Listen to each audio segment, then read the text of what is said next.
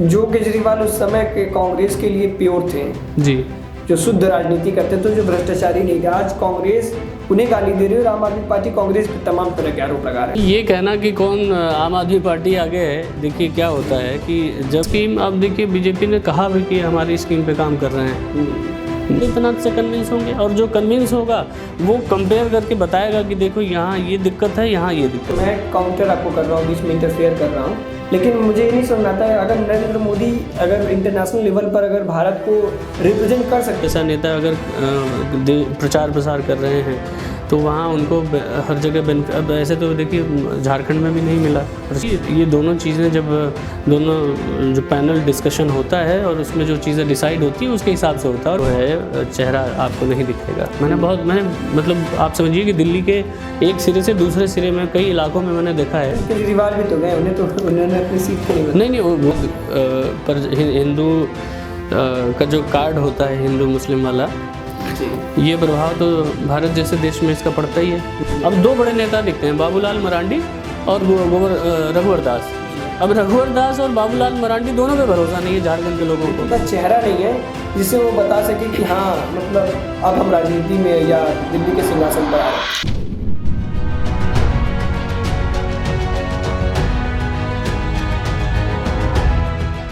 नमस्कार, नवप्रभा लाइव देख रहे हैं आप, आपके साथ मैं नृपेंद्र कुमार मौर्य। आज के द एडिटर्स शो में हम चर्चा करेंगे भारतीय जनता पार्टी के बारे में। भारतीय जनता पार्टी दिल्ली विधानसभा के चुनाव को लेकर के क्या रणनीति बना रही है, उसकी तैयारियां कैसी हैं और वो भविष्य में दिल्ली विधानसभा चुनाव में कैसा प्रदर्शन करेगी, इन सब पर चर्चा करने के लिए मेरे साथ नवप्रभा न्यूज नेटवर्क के editor in chief Amit Dwivedi ji मौजूद हैं। आज हम इनसे समझेंगे कि भारतीय जनता पार्टी का गेम प्लान क्या होगा। तो सर, बिना किसी देरी के मैं अपने पहले प्रश्न से शुरू करता हूं कि अभी तक बहुत सारी सर्वेज आ रही हैं, बहुत सारे रिपोर्ट ऐसे छप रहे हैं कि आम आदमी पार्टी अभी दिल्ली में कुछ चीजों से आगे चल रही है, कुछ सीटों पर आगे चल रही है जी। ऐसा माना जा रहा है कि अभी कुछ गणना है, वो पोल सही भी होते हैं, कभी कभी वो पोल बहुत बेतरतीब गलत भी हो जाते हैं। तो अभी तक ये दिखा रहा है कि 90 में से लगभग 70 में से कम 40 सीटों पर आम आदमी पार्टी आगे चल रही है। आपको क्या लगता है कि बीजेपी दूसरे नंबर पर क्यों है? अभी ये कहना कि कौन आम आदमी पार्टी आगे है, देखिए क्या होता है कि जब कोई भी पार्टी जैसे आम आदमी पार्टी है, कांग्रेस है, जब किसी राज्य में चुनाव होते हैं, चाहे वो लोकसभा के हों विधानसभा के हों, तो चुनाव में हर पार्टी अपनी एक रणनीति के तहत ये सारी जो जानकारी है वो आम जनता तक पहुंचाती है, ताकि एक मनोवैज्ञानिक घेरा तैयार किया जा सके कि फलाने जीत रहे हैं, उनकी सरकार बन रही है। तो इस तरह की जब चीज़ें होती हैं तो थोड़ा सा उनको बेनिफिट मिलता है।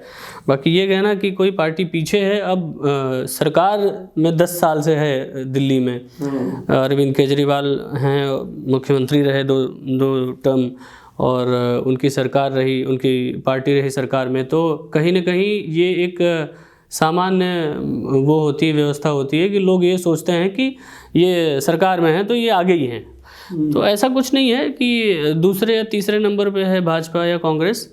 हाँ, सरकार में है, सत्ता में है, तो कुछ दबाव तो रहता ही है, कुछ प्रभाव बेनिफिट उसका तो होता ही है। आज जब हम इस बात की चर्चा कर रहे हैं तो दिल्ली विधानसभा में अरविंद केजरीवाल ने महिलाओं के लिए वो स्कीम लॉन्च कर दी है। क्या आपको लगता है कि बीजेपी के लिए स्कीम है, क्योंकि बीजेपी की ही लाई हुई स्कीम है ये, अगर हम बात करें बेसिकली तो इसका मध्य प्रदेश से इसका उद्भव हम लोग देखते हैं, तो आपको क्या लगता है कि अब बीजेपी की लाई हुई स्कीम पर ही ज्यादा जो सभी पार्टियां वो गेम खेलेंगी? हाँ, बीजेपी की स्कीम, अब देखिए बीजेपी ने कहा भी कि हमारी स्कीम पे काम कर रहे हैं। मनोज तिवारी से लेकर जो बड़े दिल्ली के नेता माने जाते हैं, जो राज्य के हिसाब से अगर दिल्ली के नेताओं की बात करें तो कई नेताओं ने कह दिया कि हमारी योजनाओं को ही अपना नाम दे के यहाँ पर पब्लिसिटी कर रहे हैं। तो जैसा आपने कहा कि शिवराज सिंह चौहान का जो महाराष्ट्र में भी उसका बेनिफिट देखने को मिला, लाडली बहना जो महाराष्ट्र में मराठी में लाड़की बहना वाला हो गया, झारखंड में भी हुआ।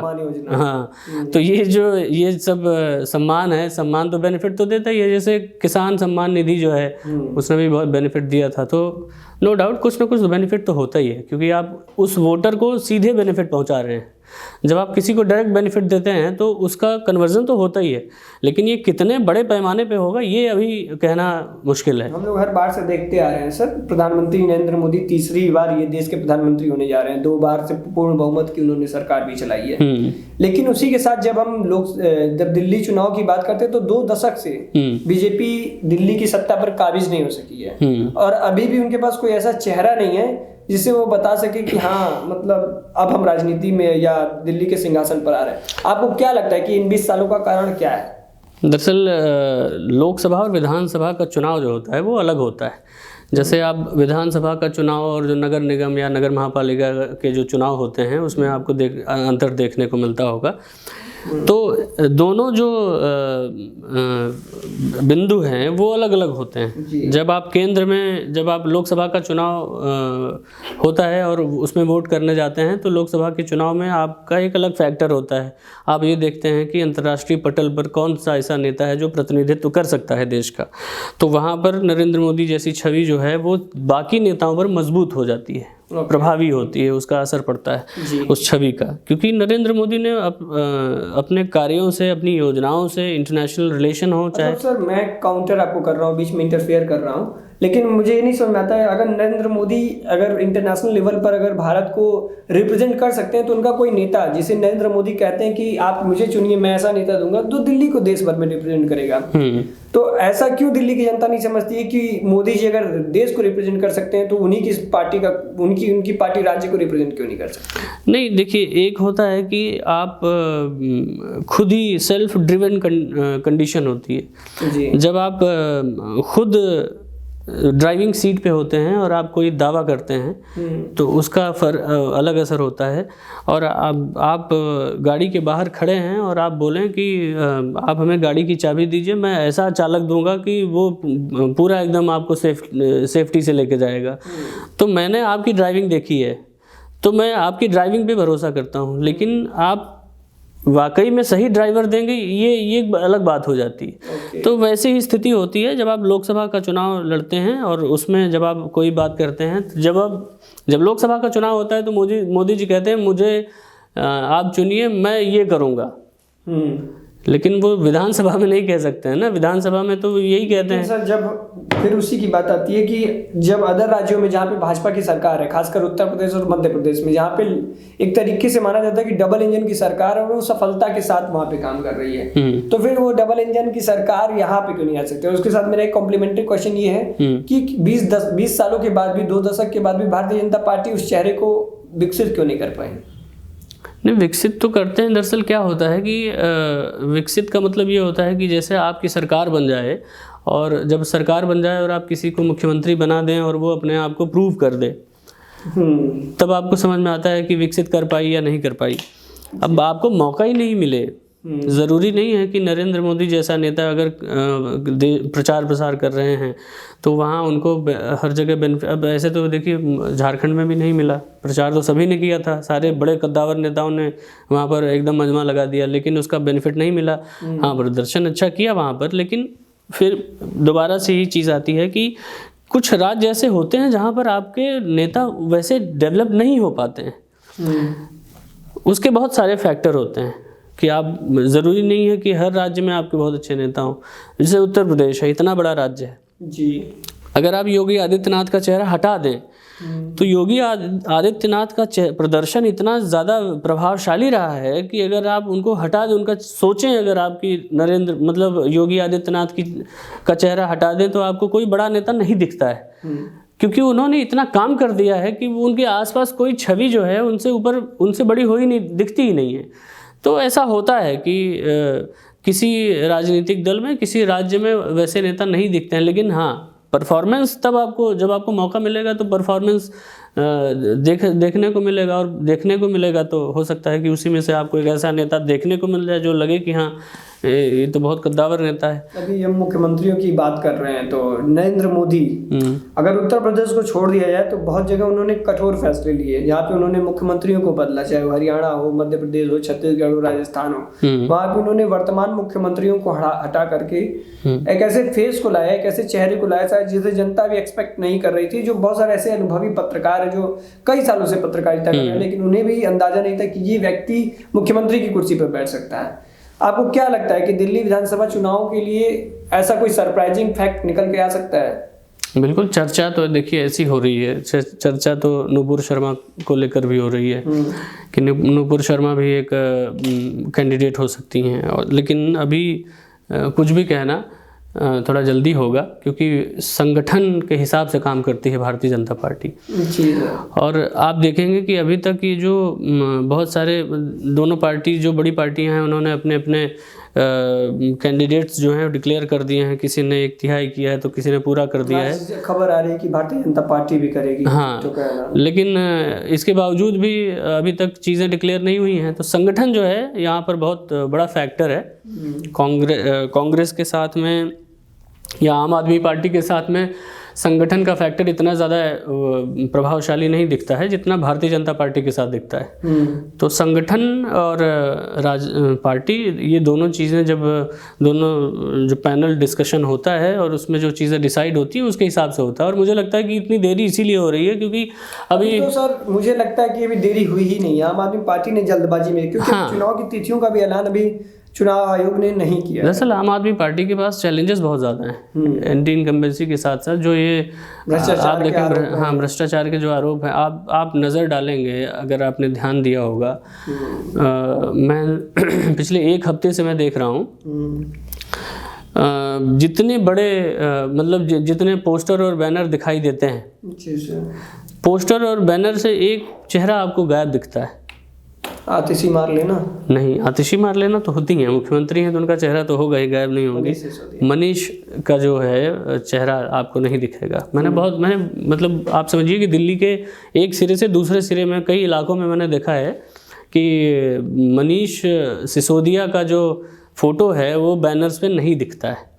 तो ये बहुत सारे फैक्टर्स हैं जिसकी वजह से आप क्या कारण मानते हैं, क्यों नहीं दिख रहा है? क्या भ्रष्टाचारी आरोप है या फिर और भी कुछ? नहीं, और उनकी सीट भी बदल दी गई, पड़पड़गंज से उनसे उनकी सीट बदल दी गई, वहाँ पे अवध ओझा जी को टिकट दे दिया गया। पड़पड़गंज से तो देखिए उनका परफॉर्मेंस जो है वो लोग उनसे दुखी थे।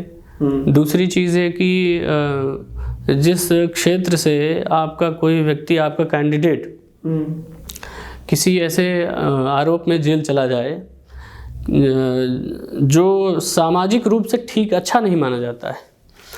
जैसे कुछ लोग ऐसा बोल सकते हैं कि शराब अगर थोड़ी थोड़ी पियो तो वो बड़ा बेनिफिशियल होता है, लेकिन आम जनमानस में उसकी धारणा क्या है? तो सर अरविंद केजरीवाल भी तो गए, उन्होंने अपनी सीट के लिए नहीं, वो तो मुखिया हैं, वो कैसे सीट अपनी बदल देंगे? अब जैसे कोई फैसला हो तो वो नरेंद्र मोदी के लिए फैसला अलग होता है और उनके इन छवि का प्रभाव होता है ना अलग अलग।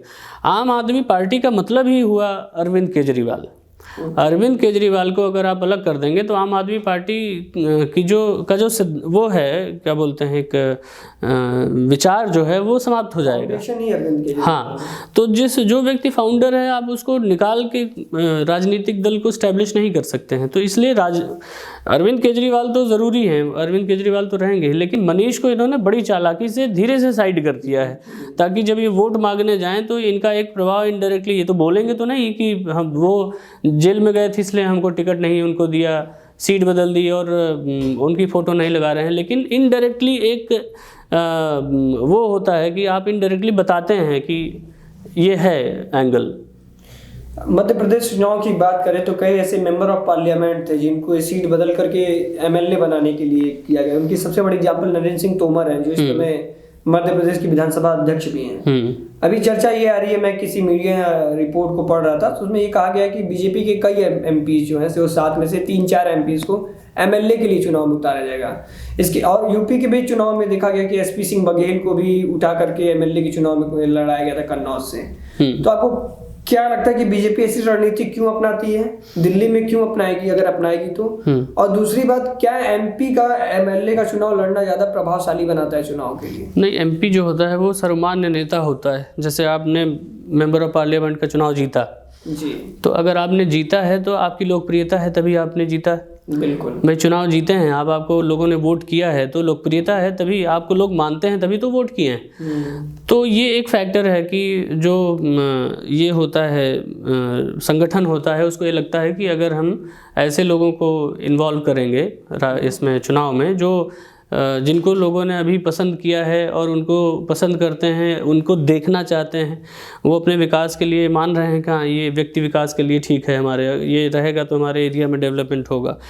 तो ऐसे लोगों को उतारने का सिर्फ एक ये फ़ायदा होता है कि उन सीट जो है वो सेफ नज़र आने लगती है। ओके, तो लोग क्या वो आसपास के सीटों पर भी प्रभाव? बिल्कुल, लोकसभा का दायरा बड़ा होता है, तो जो लोकसभा का दायरा बड़ा होता है तो जब वो व्यक्ति चुनाव लड़ता है तो जितने दायरे में वो रहता है, जैसे आप मान लीजिए कि एक लोकसभा में 3 विधानसभा है या 2 विधानसभा क्षेत्र है, तो वो 2-3 विधानसभाओं को तो प्रभावित करेगा ही ना।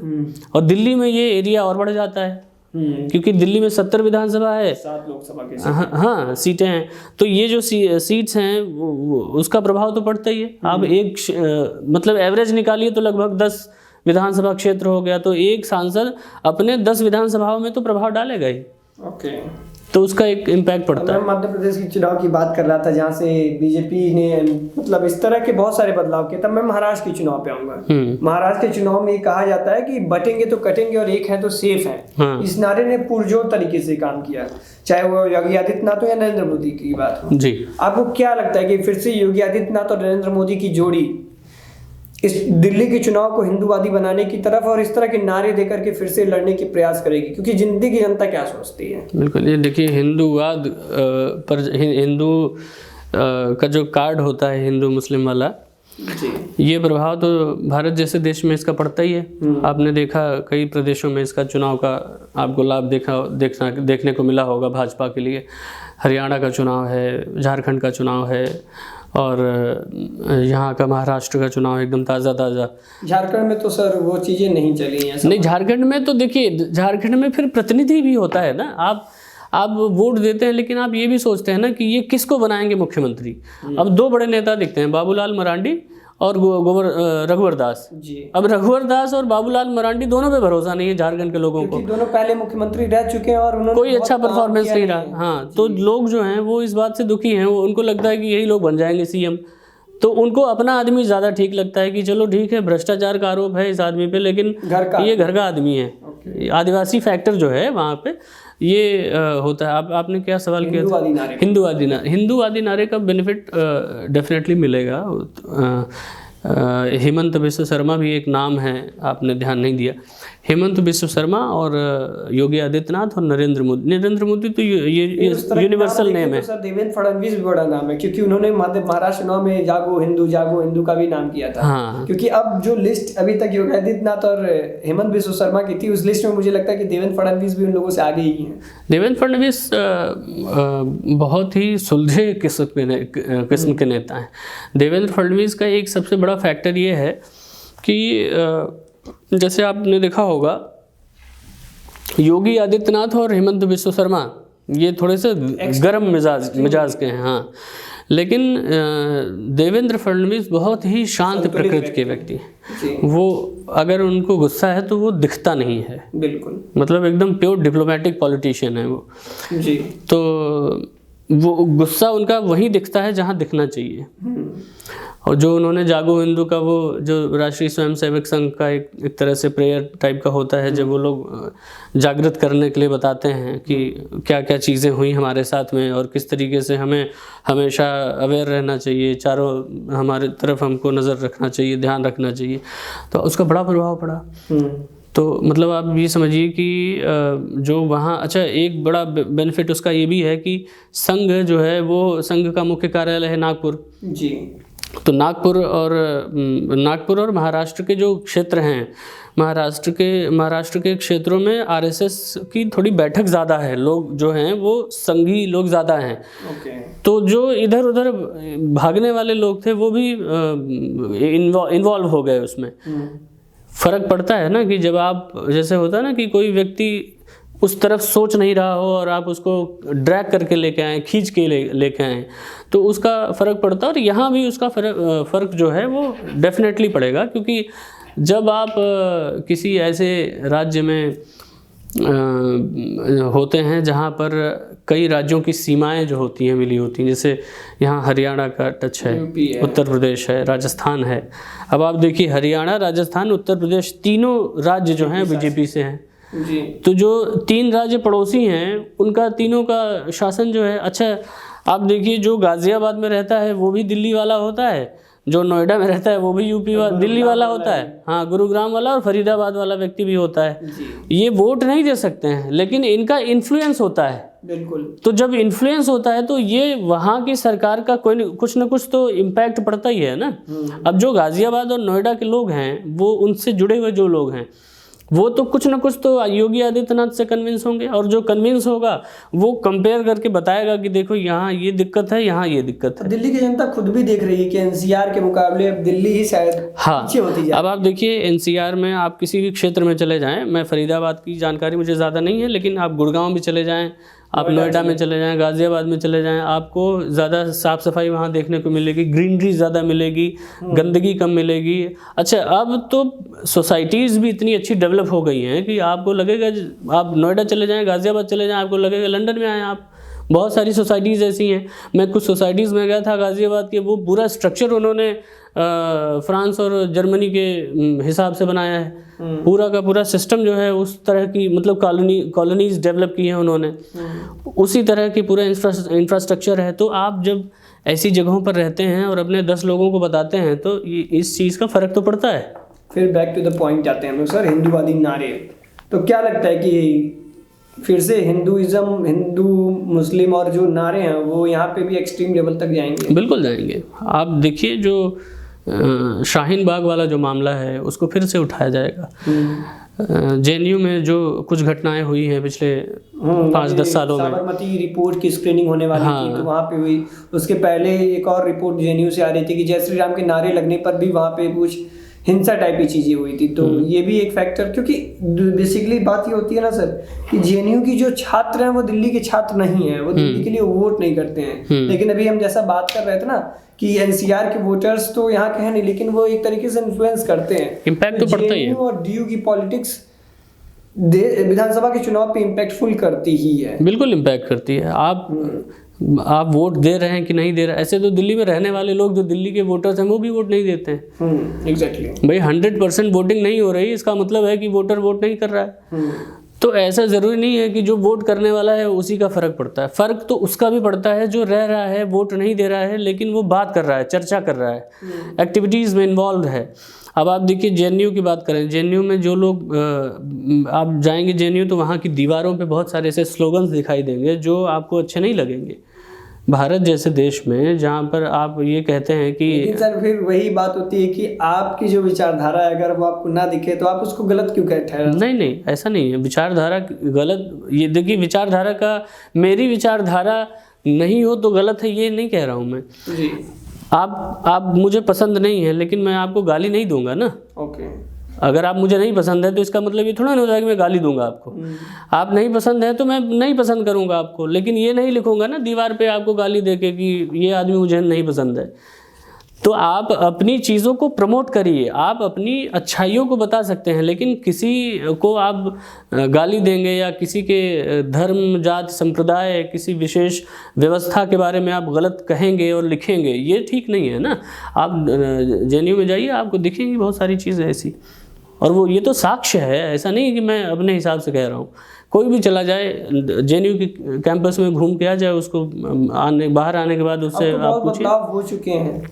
तो देखिए क्या होता है कि जब सरकार बदलती है, केंद्रीय व्यवस्था है, सरकार बदलती है तो वाइस चांसलर जो है वो भी कहीं ना कहीं इन्फ्लुएंस्ड होता है। भाई आप विचारधारा का समर्थन नहीं कर सकते हैं लेकिन विरोध नहीं कर सकते हैं ना। आप पे नकेल कस ली जाती है कि भाई आप हमें गाली नहीं दे सकते।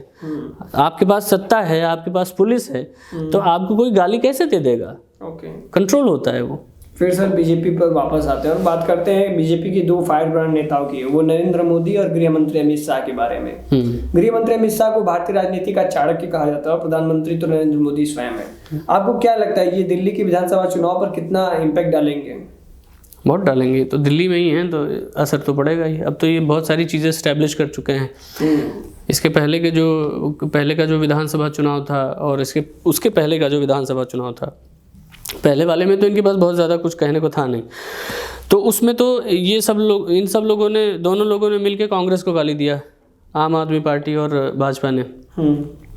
तो क्योंकि उसके पहले तो शीला जी मुख्यमंत्री थी यहाँ पे, तो इन्होंने दोनों लोगों ने पानी पी के गाली दिया। अच्छा, भाजपा को ये उम्मीद नहीं थी कि आम आदमी पार्टी की सरकार बन जाएगी। 70 में 67 हाँ, तो ये उम्मीद नहीं थी ना किसी को, ना कांग्रेस की थी ना भाजपा को थी। तो पहले 5 साल में अरविंद केजरीवाल ने बहुत सारी चीज़ें ऐसी डिज़ाइन की कि लोगों को लगा कि हाँ ये एक बहुत ही अलग तरह की सरकार है जो अलग तरह से सोचती है, लोगों के बारे में सोचती हैं, आम आदमी के बारे में सोचती है। जैसे मोहल्ला क्लिनिक हो गया, स्कूल का रिनोवेशन कराना, ये सब इंफ्रास्ट्रक्चर्स डेवलप करना, तो ये सब सारी चीज़ें जो हैं वो लोगों को लगने लगी कि हाँ ये तो चेंज करेंगे। तो पहले चेंज के बाद दूसरी बार इनका बेनिफिट मिला। अब जो है वो चीज़ें जो हैं अतिरिक्त हो गई हैं। अब इस 5 साल में जो बीते 5 वर्ष हैं, इन बीते 5 वर्षों में बहुत सारे लूप होल्स दिखाई दिए। ईडी की जांच होना, सीबीआई की जांच होना, जेल जाना, ये सब जो सारे प्रकरण थे वो पहले और दूसरे चुनाव में नहीं थे, लेकिन इस तीसरे चुनाव में ये सारे एंगल्स हैं। अच्छा, इसके साथ साथ बहुत सारी चीज़, जब कोई व्यक्ति 10 साल सत्ता में होता है ना, तो वो सत्ता का जो नशा है ना वो उसके ऊपर चढ़ ही जाता है। तो जब वो चढ़ जाता है ना, तो छोटी छोटी ऐसी गलतियां हो जाती हैं लोगों से, नेताओं से, जो उनको उस समय नहीं समझ में आती हैं, लेकिन जनता मार्क करती है। अगर आपने आम जनता का काम नहीं किया है, किसी को आपने 5 साल घुमाया है, तो वो बदला तो ले नहीं सकता क्योंकि आप विधायक हैं, वो सामान्य व्यक्ति है। लेकिन अगली बार जब वो वोट करेगा तो उसमें वोट करेगा तो किसी को, उस पार्टी के लोगों को वोट नहीं करेगा। वो भले से नेता बदल जाए लेकिन उस पार्टी को वोट नहीं करेगा वो, आप कितना भी उसको कन्विंस करने की कोशिश कर लीजिए। और कोई भी नेता हर व्यक्ति के पास सीधे नहीं पहुँच पाता है क्योंकि संख्या इतनी होती है और प्रचार 3 महीने पहले होता है।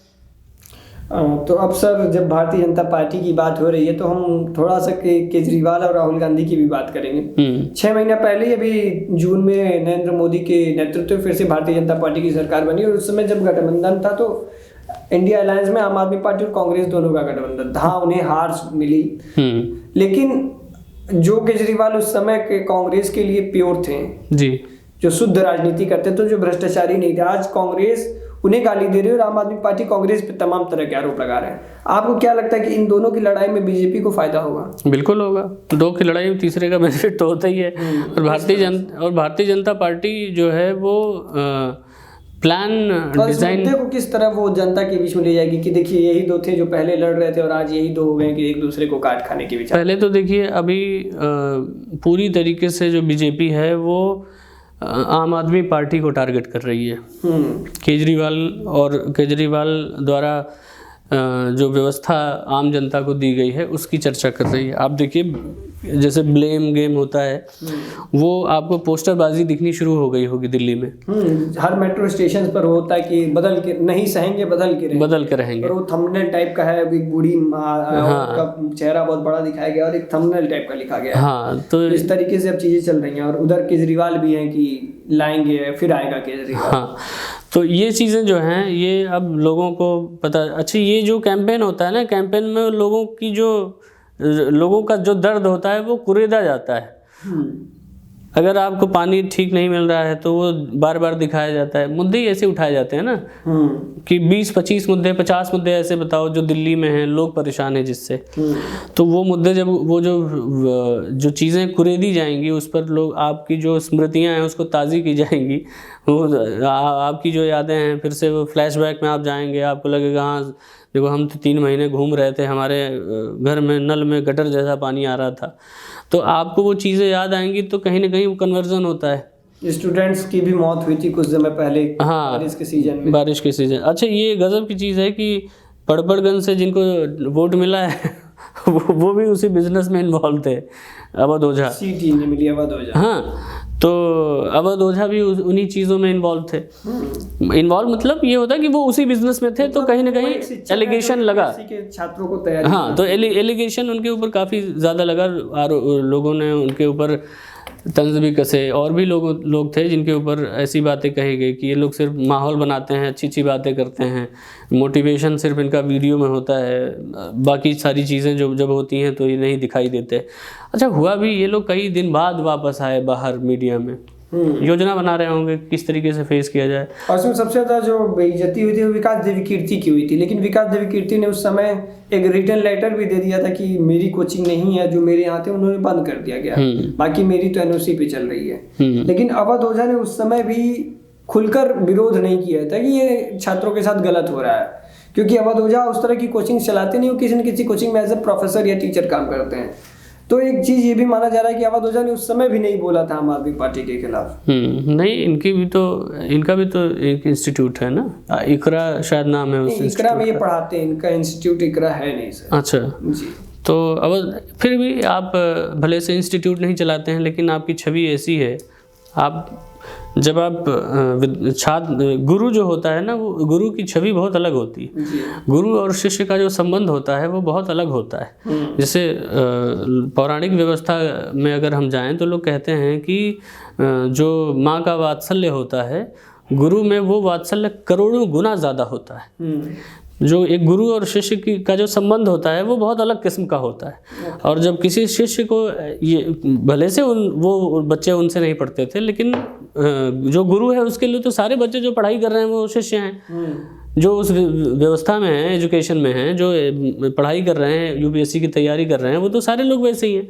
तो उस समय इनको खुल के बोलना चाहिए था। खुल के जब आप नहीं बोलते हैं, आप इस तरह की चीज़ें करते हैं, खुल के नहीं बोलते हैं, तो ये आदमी समझ लेता है कि ये मौका परस्त लोग हैं, इनको जहाँ बेनिफिट होगा, जहाँ जैसे ठीक लगेगा। अच्छा, इनके बारे में जो चर्चा चल रही थी कि इन्होंने इलाहाबाद से वो मांगा था टिकट, इनको इलाहाबाद से नहीं मिला, बीजेपी से। तो जब बीजेपी से टिकट नहीं मिला तो ये आम आदमी पार्टी से आ गए। तो इतनी किरकिरी हुई है। मैं सोशल मीडिया सर जब अभी बात करेंगे तो अब इतनी बातें कर ली तो बीजेपी की ड्राइविंग फोर्स उसे राष्ट्रीय स्वयंसेवक संघ को माना जाता है। माना जा रहा है कि महाराष्ट्र के चुनाव और हरियाणा के चुनाव में आरएसएस ने बड़ी भूमिका निभाई है। आपको क्या लगता है कि दिल्ली चुनाव में भी आरएसएस एक तरीके से कितना भूमिका अदा कर पाएगी? बड़ी भूमिका, बहुत बड़ी भूमिका अदा करेगी, क्योंकि संघ जो है, संघ सीधे ज़मीन पे काम करती है जी।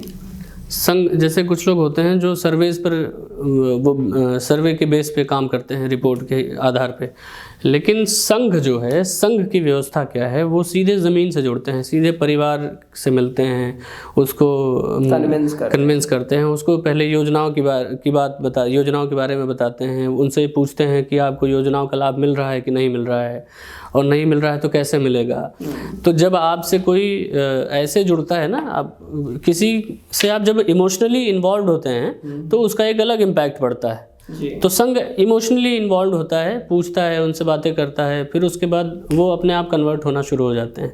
वो बाय डिफ़ॉल्ट जो कट्टर कांग्रेसी है या आम आदमी पार्टी का व्यक्ति होगा वो कन्विंस नहीं होगा, लेकिन जो ऐसे लोग जो नहीं दे रहे हैं वोट भाजपा को, और जिनका मत जो है, जो जिनके विचार जो हैं उनसे मिलते जुलते हैं, जैसे हिंदूवादी विचारधारा हो, प्रगतिशील विचारधारा हो, विकासशील विचारधारा हो, तो ऐसे लोग जो हैं वो जो नहीं देना चाहते हैं वोट, या आलस कर जाते हैं कि चलो नहीं देंगे, संडे है तो छुट्टी मनाएंगे, या कोई दूसरा दिन है छुट्टी मनाएंगे, तो वो जाते हैं वोट देते हैं, तो वहाँ से उनको बेनिफिट मिलता है।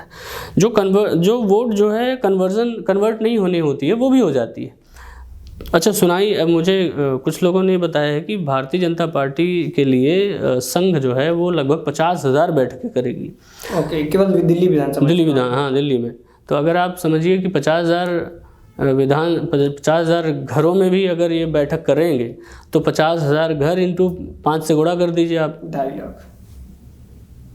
तो कन्वर्जन तो होगा ना, बेनिफिट तो मिलेगा, बाकी जो भाजपा वाले हैं वोट तो वोट करेंगे ही। तो अगर एक स्वयं सेवक जो है वो एक परिवार को कन्वर्ट कर दे रहा है, कन्विंस कर दे रहा है, उसको 5 वोट मिल जा रहे हैं एवरेज, तो 2.5 लाख वोट तो भाजपा को प्लस होंगे ही ना। तो ये जो 2.5 लाख प्लस होंगे वो तो कई विधानसभाओं पे असर डालेंगे।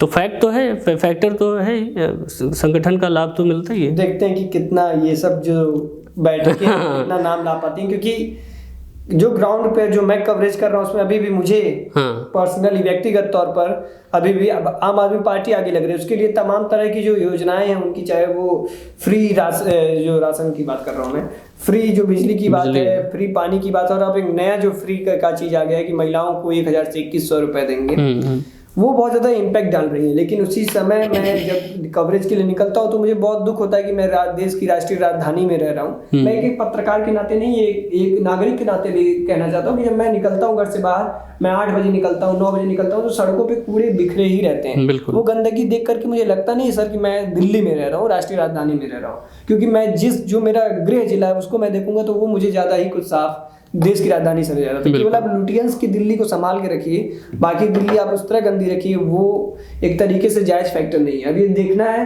कि इन तमाम मुद्दे को भारतीय जनता पार्टी कितना भुना पाती है, कांग्रेस पार्टी इस तमाम मुद्दे को लेकर के आम आदमी पार्टी पर कितना दबाव डाल पाती है, और आम आदमी पार्टी इन सब दबाव के बावजूद किस तरीके से अपने कैंपेन को जारी रखती है। हम द एडिटर शो के अगले एपिसोड में समझेंगे कि आम आदमी पार्टी और कांग्रेस और भारतीय जनता पार्टी एक दूसरे के खिलाफ किस तरीके से रणनीति तैयार कर रही है। आज भारतीय जनता पार्टी पर बात की है हमने। इस चर्चा को जरूर देखिए और अपनी जो राय है वो हमारे साथ साझा करिए कमेंट बॉक्स में। अगर चर्चा पसंद आई हो तो लाइक करिए, सब्सक्राइब करिए और अपने दोस्तों के साथ शेयर करना मत भूलिए। धन्यवाद, नमस्कार।